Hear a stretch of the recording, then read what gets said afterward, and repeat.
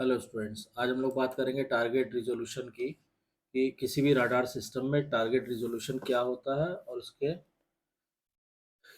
क्या मायने हैं। तो first we start with target resolution.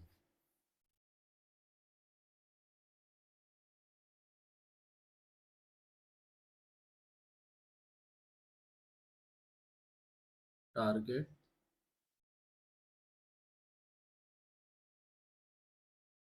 Resolution, देखिए टारगेट रिजोल्यूशन का मतलब क्या होता है कि the target resolution of a radar is its ability to distinguish between targets that are very close together in either range or bearing. मतलब target resolution का मतलब क्या होता है कि जैसे कोई भी रडार जो है दो टारगेट्स के बीच में कितना डिस्टिंग्विश कर पाता है, कितना इनको अलग अलग आइडेंटिफाई कर पाता है अगर वो दोनों जो टारगेट है वो बहुत ही क्लोज है रेंज में या बेरिंग में। अब इसमें क्या होता है कि जो वेपन्स कंट्रोल रडार होते हैं which requires great precision should be able to distinguish between targets that are only yards apart। मतलब जो वेपन कंट्रोल टारगेट्स होते वो रडार होते हैं उसमें प्रेसिशन इतना हाई चाहिए होता है कि अगर दो सिमिलर टारगेट हो और केवल कुछ यार्ड्स की दूरी पे हो, कुछ गज की दूरी पे हो, तो भी रडार इस एबिलिटी में होना चाहिए कि उनको अलग अलग डिस्टिंग्विश कर सके। तो इसी को बोलते हैं टारगेट रिजोल्यूशन। सर्च रडार जो होते हैं उनमें इतने प्रिसिशन की जरूरत नहीं पड़ती है, तो search radar is usually less precise. लेकिन वेपन्स कंट्रोल रडार जो होते हैं, ठीक है, वेपन्स कंट्रोल रडार जो होते हैं, जो वेपन्स को कंट्रोल करते हैं, वेपन्स कंट्रोल रडार, ठीक है, ये इसमें बहुत हाई प्रेसिशन इज रिक्वायर्ड होता है, क्योंकि जरा सा भी अगर गड़बड़ होगी तो गलत टारगेट हिट हो जाएगा। और जबकि जो सर्च रडार होते हैं उनमें इतना ज़्यादा हाई प्रिसिशन की ज़रूरत नहीं पड़ती है। ठीक है, तो जो सर्च रडार होते हैं दे आर लेस प्रिसाइज, या कह सकते हैं आप less precision is required in search radar, less precision is required in search radar. ठीक है, अब इसमें क्या होता है कि search radar is usually less precise and only distinguishes between targets that are hundreds of yards or even miles apart। तो जो सर्च रडार होते हैं वो केवल उन टारगेट्स को ही डिस्टिंग्विश कर पाते हैं जो कई गज की दूरी पे हो या कई माइल्स की दूरी पे हो। अब रिजोल्यूशन को हम दो कैटेगरीज में देखिए डिवाइड कर सकते हैं। Resolution can B divided into two categories. एक तो होता है आपका रेंज रिवोल्यूशन, रेंज रिजोल्यूशन, और दूसरा होता है आपका बियरिंग रिजोल्यूशन। बियरिंग क्या होती है ये हम लोग प्रीवियस वीडियो में पढ़ चुके हैं। आज हम बियरिंग रिजोल्यूशन के बारे में बात करते हैं। तो देखिए पहले हम लेते हैं रेंज रिजोल्यूशन पे। तो रेंज रिजोल्यूशन के केस में क्या होता है, अब इसमें हम लोग बात करते हैं रेंज रिजोल्यूशन की। तो देखिए रेंज रिजोल्यूशन में क्या होता है कि रेंज रिजोल्यूशन किसको बोलते हैं, इसको सिंपली आप यहाँ पे लिखेंगे कि रेंज रेजोल्यूशन। रेंज रेजोल्यूशन का मतलब होता है कि it is the ability of radar, ठीक है, it is the ability of radar. Range resolution means it is the ability of a radar system to distinguish between two or more targets on the same bearing but at different ranges। मतलब दो या दो से ज्यादा target जो है जो same bearing पे होंगे लेकिन अलग अलग रेंज पे होंगे, तो उनको डिस्टिंग्विश करने की, उनको अलग अलग पहचानने की जो एबिलिटी होती है उसको बोलते हैं range resolution. The degree of range resolution depends on the width of the transmitted pulse. अब जो डिग्री ऑफ रेंज रिजोल्यूशन है, डिग्री ऑफ रेंज रिजोल्यूशन, ठीक है, ये डिपेंड करती है दो तीन चीजों पे। पहला तो हो गया कि width of transmitted pulse, width of transmitted pulse इस पे डिपेंड करता है। सेकेंड है type and size of target, type and size of targets, और ये डिपेंड करता है efficiency of the receiver and indicator, efficiency of receiver and indicator, इन चीजों पे डिपेंड करता है उसकी एबिलिटी टारगेट्स को अलग अलग पहचानने की, डिस्टिंग्विश करने की। अब इसमें जो पल्स विड्थ है is the primary factor in range resolution. ठीक है, a well-designed radar system with all other factors at maximum efficiency should be able to distinguish targets separated by one half the pulse width time। ठीक है, यानी कि अगर target जो है pulse width के वन हाफ से ज़्यादा सेपरेट होंगे तो फिर वो उनको डिस्टिंग्विश कर पाएगा। Therefore, the theoretical range resolution of a radar system can be calculated as, तो अगर आप थ्योरेटिकली रेंज रिजोल्यूशन कैलकुलेट करना है तो आप ऐसे कर सकते हैं, आर ये हो जाएगा resolution is equal to C into pulse width और डिवाइडेड बाई 2। ठीक है, यहाँ पे अगर आप मान लीजिए पी डब्ल्यू को 1/बीटा लिख लें तो आप इसको लिख सकते हैं C/2 बीटा। यहाँ पे आप लिख सकते हैं where beta is equal to हो गया आपका 1/पी डब्ल्यू। और बीटा है क्या यहाँ पे, beta is the bandwidth of transmitter pulse. यहाँ पे आप लिख सकते हैं beta is the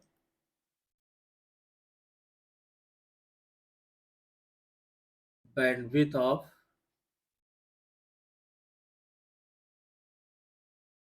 transmitter pulse.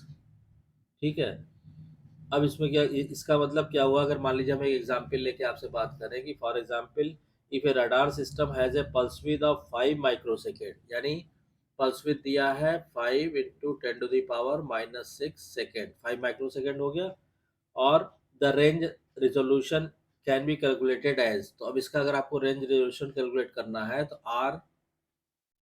Are E S is equal to कितना हो जाएगा, सी हो गया आपका speed of light 3 into 10⁸8।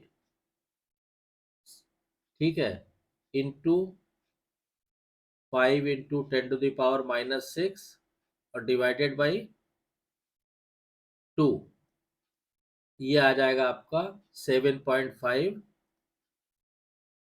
Into 100, या आप इसको सीधा सीधा कर सकते हैं R E S is equal to आ गया आपका 750 मीटर।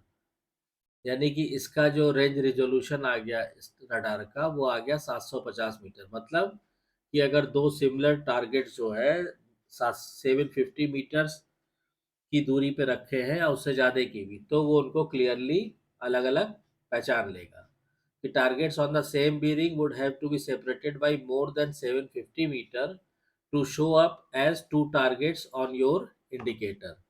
तो अगर टारगेट जो है 750 या उससे ज़्यादा की दूरी पे रखे हैं तो इंडिकेटर में वो दो अलग अलग टारगेट की तरह शो होंगे। क्लियर, तो ये तो हो गया आपका रेंज रिजोल्यूशन। अब सेकेंड वाला जो आता है उसकी हम लोग बात करते हैं, दैट इज बियरिंग रिजोल्यूशन। अब बियरिंग रिजोल्यूशन में क्या होता है, सेकेंड हम लिखते हैं बियरिंग रिजोल्यूशन। ठीक है, बियरिंग रिजोल्यूशन में क्या होता है कि बियरिंग और azimuth resolution is the ability of a radar system to separate objects at the same range but at a different bearings. मतलब इसमें क्या होता है, देखिए रेंज वाले में क्या था, बियरिंग सेम थी और रेंज डिफरेंट थी। यहाँ पे क्या है, रेंज सेम है और बियरिंग डिफरेंट है। तो बियरिंग और azimuth resolution is the ability of a radar system to separate objects at the same range but at a different bearings. The degree of bearing resolution depends on the radar beam width and the range of the target. तो degree of bearing resolution जो है degree of bearing resolution, ये depend करता है दो चीजों पे। पहला क्या हो गया आपका कि जो आप राडार की बीम आप यूज कर रहे हैं, राडार बीम के विड्थ पे, उसकी चौड़ाई पे, इंटरवल पे, ठीक। और सेकंड डिपेंड करता है रेंज ऑफ द टारगेट्स पे, रेंज ऑफ द टारगेट्स पे, इस पे डिपेंड करता है, ठीक। रेंज क्या होता है? Range is a factor in bearing resolution because the radar beam spreads out as range increases. तो रेंज इसलिए इसमें फैक्टर होता है कि जैसे जैसे रेंज बढ़ती जाती है, जो रडार बीम है वो स्प्रेड आउट होती है, इसलिए रेंज को कंसिडरेशन में लेना जरूरी है, ठीक है। अब इसमें एक चीज और होती है कि radar beam is defined in with in terms of half power point. तो राडार की जो बीम होती है उसको हम हाफ पावर पॉइंट्स की टर्म्स में डिफाइन करते हैं। All the points of the centre line of the beam that are at one half the power level at the center are plotted to define beam width. When the half power points are connected to the antenna by a curve, ठीक है, the resulting angular width of the curve is called antenna beam width। मतलब क्या हुआ कि अब आप इसको diagram बना के आपको समझना पड़ेगा। मान लीजिए कि सपोज कीजिए ये हमने कहा कि ये हमने यहाँ पे कोई एंटीना एंटीना इंस्टॉल कर दिया है, सपोज कीजिए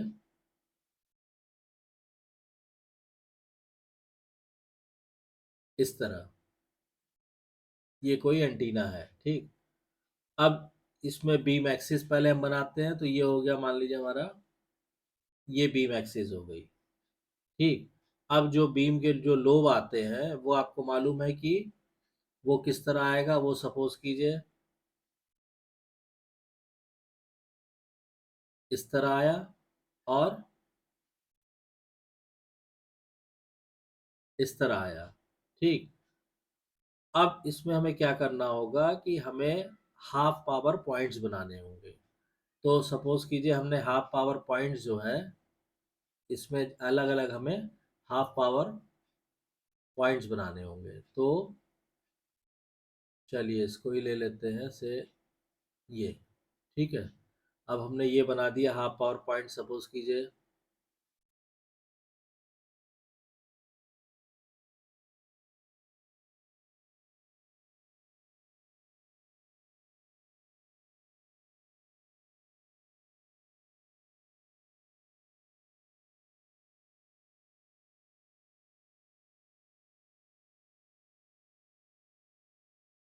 ये जो है डिफरेंट हाफ पावर पॉइंट्स हमने बीम पे बना दिए।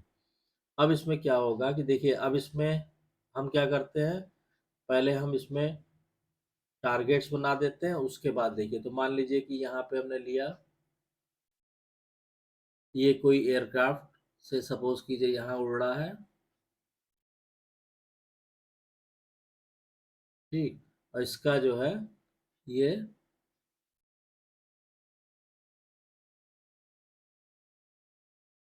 ये आ गया, ठीक। ये क्या है? ये बीम एक्सिस है, दिस इज, यहाँ हमने लिखा बीम एक्सिस, मतलब क्या हुआ? मैक्सिमम पावर, मैक्सिमम पावर, ठीक। ये जो पॉइंट्स हैं, ये पॉइंट्स क्या हो गए? ये पॉइंट्स हो गए आपके हाफ पावर पॉइंट, ठीक है। तो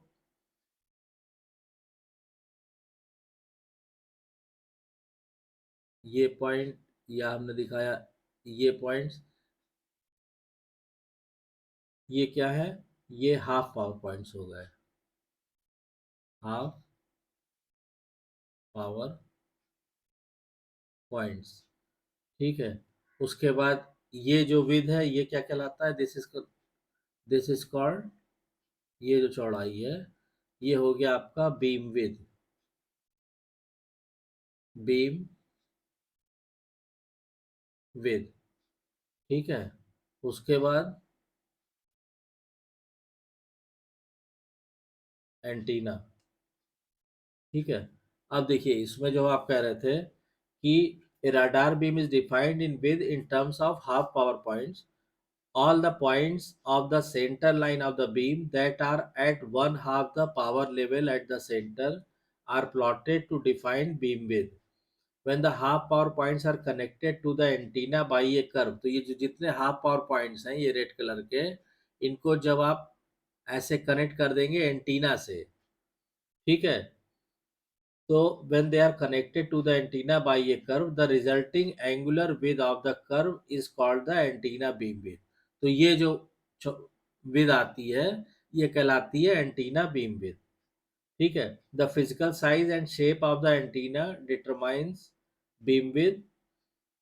तो बीम विद कैसी होगी ये कौन डिसाइड करता है? ये एंटीना का फिजिकल साइज और शेप ये डिसाइड करता है कि बीम विद जो है कितनी होगी। Beamwidth can vary from about 1 degree up to 60 degree. तो बीमविड्थ जो है वो 1 डिग्री से और 60 डिग्री तक वेरी करता है। ठीक है। अब इसमें क्या है कि जैसे ही हमने फिगर जो बनाया हुआ है इसमें आप देखिए कि only the target within the half power points will reflect a useful यूको इको। मतलब ये जो टारगेट है हमारा ये जो हाफ पावर पॉइंट्स के बीच में होगा, केवल वही जैसे ये टारगेट है यहाँ पे, तो केवल वही यूजफुल इको जनरेट करेगा। Two targets at the same range must be separated by at least one beam width to be distinguish at two objects. तो अगर सेम रेंज पे दो टारगेट हो तो कम से कम वो एक बीम विथ से सेपरेट होने चाहिए, तब वो दो अलग अलग ऑब्जेक्ट की तरह आइडेंटिफाई हो पाएंगे। So this was all about the bearing resolution and range resolution of a antenna. इसको आप लग सकते हैं कि ये हो गया आपका beam half power points.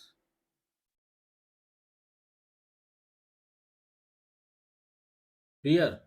I hope कि आपको ये क्लियर हो गया होगा। अगर कहीं डाउट या कंफ्यूजन है तो कमेंट लाइन में कमेंट करके पूछिए। और अगर वीडियो कंटेंट पसंद आ रहा है तो प्लीज़ वीडियो को शेयर कीजिए, लाइक कीजिए, चैनल को सब्सक्राइब कीजिए और नोटिफिकेशन बेल को ज़रूर ऑन कर दीजिए ताकि नेक्स्ट वीडियो की इन्फॉर्मेशन आपको टाइम से मिल सके। Thank you.